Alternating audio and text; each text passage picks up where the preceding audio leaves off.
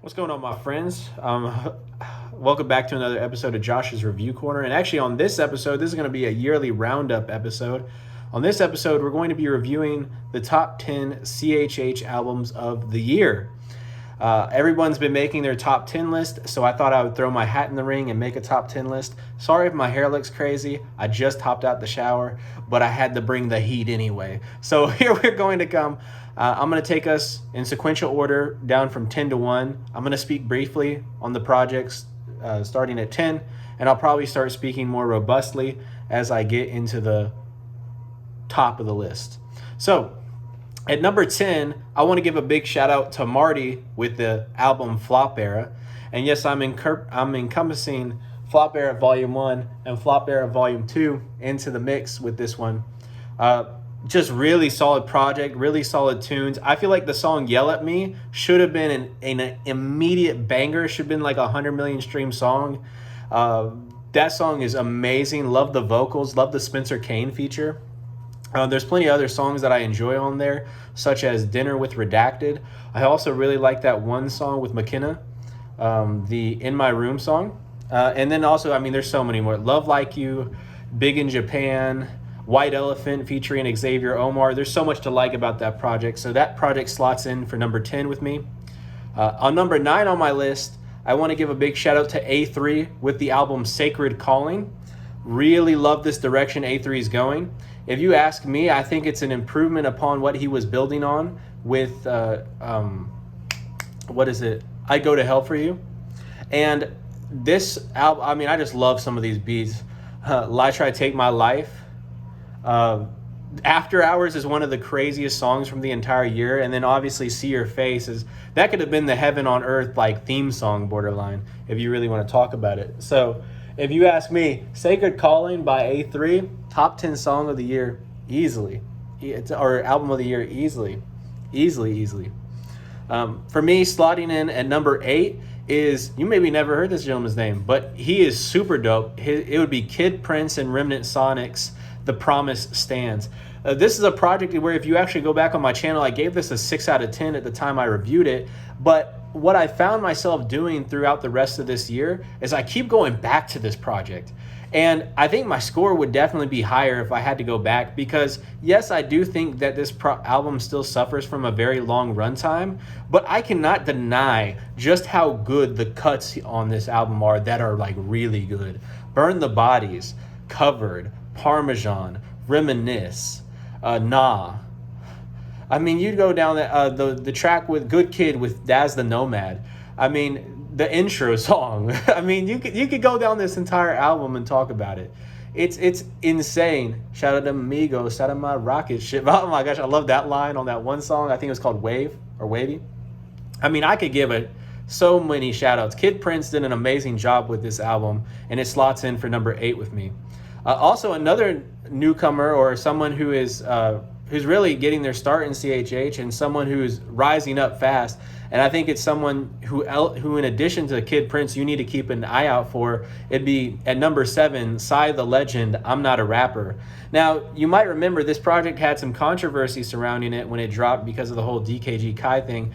But may I say this, put the controversy aside, that project is easily top 10 for you in the year. And the quality on that project is great. Minister Freestyle 2 is an excellent song. I love the beat switch. That beat switch is one of the most cracked out beat switches of the year. I love just the Tell 'em I'm Free refrain.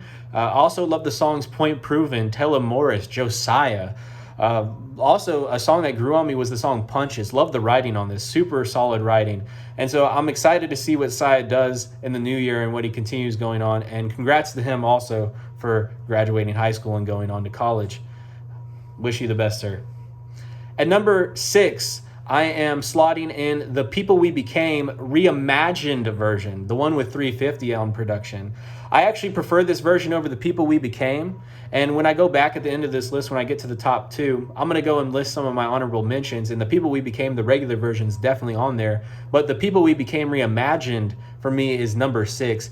350's production with Nobigdyl's lyrics and writing fits like a glove. It was what the project needed, and I actually prefer this version of the song, the album. You want me to tell you a song that I don't think I really listed as a favorite, but I've gone back to it more because of its bossa nova-esque production, is that song Leave It to God on an Elevator. Love that beat. I love that version of the song.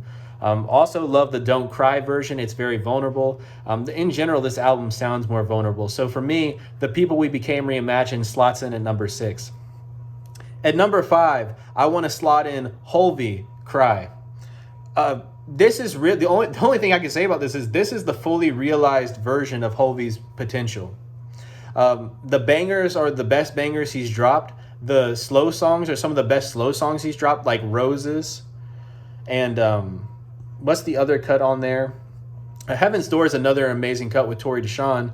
I'm thinking of the Miracles. Miracles. I love that song. But if you ask me, the bangers on here are insane. World Hunger, insane. Poor Party, that's a top 3 song for me on the year. And when I make my top 10 songs of the year list, you'll see that on here as well. So Hulvey slots in at number 5 for me with the album Cry. At number 4, I want to give a big shout out to 350 with the album 3. Does anyone know You're Going This Way? Tell me someone who's made a project that sounds like this in CHH, and I'll be waiting here for 20 years because there hasn't been someone who's made a project that sounds like this in CHH.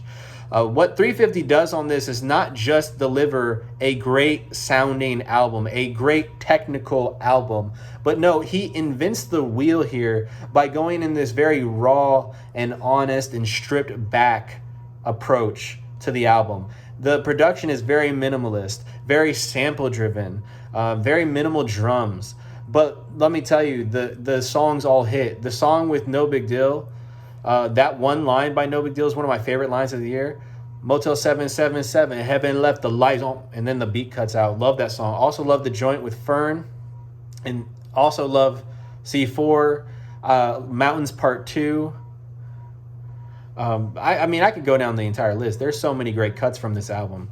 So for me at number 4 is 353. Does anyone know You're Going This Way? And I think in any other year, this would have probably been a top 2 album, if not the best album of the year. But I think there was so much heat that came this year. And before I get into my top 3, I want to give some honorable mentions. One of the honorable mentions I want to give is Not Clyde with the album I Love NK. I love the concept of this album. I loved the way he explained it at Holy Smoke. Something else I really enjoyed about this project was just the sonics of it. Love the sonics. Songs like Velvet, songs like Afresh, songs like Japan, songs like Baptized. Love this. And also the opener, I Love NK. Just a great project. Definitely makes my honorable mentions. Also want to give a shout out to Daredevil with the album Green Room. I think it was called a Green Room. I'm sorry if it wasn't called. I think it was an EP, but that's a guy I got to know over the course of the latter part of the year. This project is nuts. Go and check it out if you haven't. I would definitely recommend the opening track to this. It has like some disco elements with what he's got going on in the production, and I love it. Also, another person I want to give a big shout out to is KJ52. Have you heard that name in a while? That is a throwback of a name. Rock with it. Yeah, rock with it. It's one MC and one DJ. We're going to take it back to the old school way and just rock with it. But listen, he's back and he's not corny. In fact, quite the opposite of corny. He's heat. His project, if it wasn't dropped so late in the year and I didn't have to consume it more, I think he would make my top 10 probably. But I think just with the amount of time I've had to consume it and how much I've listened to it, he's definitely got a track on there I want to put in my top 10 songs, but he gets an honorable mention on my top 10 albums of the year. Love what Marty did on production. Love what KJ52 did on the rapping. And then my last honorable mention, I want to give a shout out to DJ Michael V and 1995 with the album Bodega 2. I loved Bodega. I like Bodega 2. I think the thing with Bodega 2 is it has too many chefs in the kitchen, I think. And I think the runtime is a little bit longer, and I think it actually is worse for wear because of it. But I do want to say that there are some great cuts on here. Love the song Fall of Rome. Jay Monty has one of the best verses in CHH for the entire year. I'm gonna probably be dropping a list of top 10 CHH verses of the year. It's definitely in the top 3. You have a song like Joe Pesci. Joe Pesci, that song is one of my favorite songs of the year. I love Caleb Mitchell's I was rapping like the rent due, cause it really is everything I ever spoke. Yeah, I really lived. Oh my goodness, love that song. And so Bodega 2 definitely gets a big shout out from me. Now, with all those honorable mentions mentioned, let's get into the top 3 CHH albums of the year. Slotting in at number 3 is Futuristic with Ikigai. And I know that might come as a surprise to a lot of you, but listen, Futuristic switched into CHH mode this year and he dropped his first clean album. And I got to tell you, if you haven't listened to this album, please go back and listen to it. It is amazing, an amazing, amazing project. I mean, I cannot speak more highly of this project. I just appreciate the brother's heart. I appreciate his testimony, and I appreciate the quality he gave us with this album. So good. I love that one track where he's like cutting it up. Y'all Need God is also a great cut. I mean, I could list so many cuts off this project, but it's really the whole album. It's a top 3 for me. So that slots in at number 3, Futuristic Ikigai. At number 2, and let me tell you, if this project, like I said, if the project that's at number 1 didn't drop this year and wasn't possibly the greatest CHH album ever, this project would be easily number 1 for this is like a top, in my opinion, this project was a top 10 project in the last 5 years that I've heard. And it's Gawvi, ATMOSTFEAR. Gawvi comes back in a really exciting way, and he does not miss. His precision is lethal. Intro to ATMOSTFEAR, insane. Homesick, insane. Doors Down, insane.